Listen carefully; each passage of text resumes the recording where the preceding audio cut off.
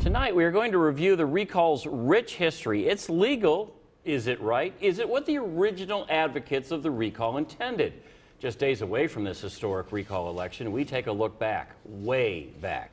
Fox 6's Mike Lowe joins us now with tonight's political lowdown. Class is in session, Mike. Well, good evening, Ted. As they say, the past is prologue. So as we get set to make history, we wanted to look back for the story of the Wisconsin recall.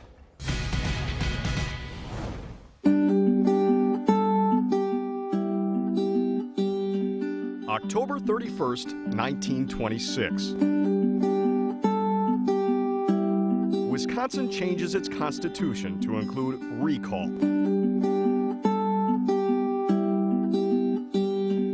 After a fight led by progressive Republican Governor Bob LaFollette. The fight was to prevent elected officials who got elected on one platform from breaking with their platform and doing something else.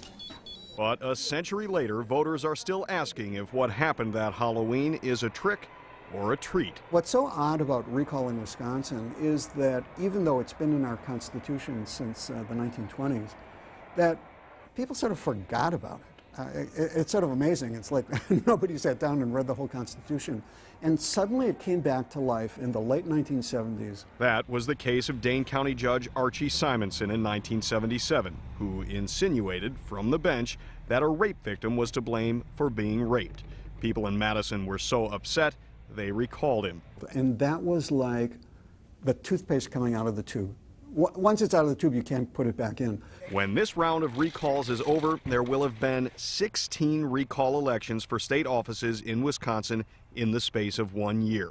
To give you a sense of how out of whack this is, from 1908 until now, there had only been 20 recalls in all of the United States. Some say in Wisconsin it's becoming the rule, not the exception, even at the local level. Suddenly there were recalls of school boards and town boards and efforts to recall state legislators. Back in 1996, State Senator George Petak of Racine cast the deciding vote to fund the construction of Miller Park, something he promised he would not do. He lost a recall election over that vote. There were 9 recalls of state senators in the summer of 2011. By far the most important is the recall of Governor Scott Walker. He is only the 3rd governor in United States history to face a recall election. Lynn Frazier of North Dakota in 1921 and Gray Davis of California in 2003 are the other 2. I feel absolutely terrific.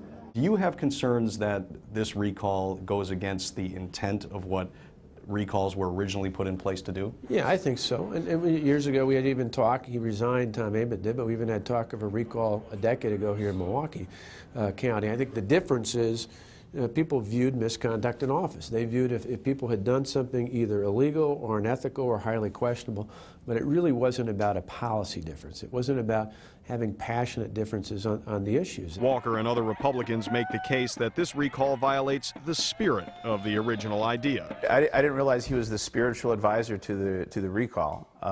The recall is, how dare he speak for the recall? For Republicans, Walker is a courageous hero who saw a problem, fixed it, and does not deserve to be recalled. But for Democrats, Walker is a governor who hid his intentions during the campaign and then fought a politically motivated battle to end collective bargaining and crush unions. This is exactly what Bob LaFollette intended it for. The reckless abuse of power by a dishonest governor who's speaking to corporate masters. You think Bob LaFollette would be on the side of Scott Walker in this? Does any right-thinking person think that a guy that spent his career fighting against concentrated power and wealth and dishonesty would back Scott Walker in this? Scott Walker is a picture-perfect example of why the recall was installed by reformers like fighting Bob LaFollette. It's worth noting that Walker himself came to power as the Milwaukee County executive under the threat of a recall of his predecessor, Tom Ament. You want to sign this petition to recall Tom Ament? Ament was embroiled in the county pension scandal and eventually stepped down,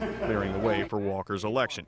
I, Scott K. Walker. And Republicans rumbled about recalling Democratic Governor Jim Doyle for years before he decided not to run for re-election in 2010. It seems to me that the premise of American politics is you get elected to a set term, and at the end of that term, the voters decide if they approve of what you did or disapprove of what you did. He's a liar!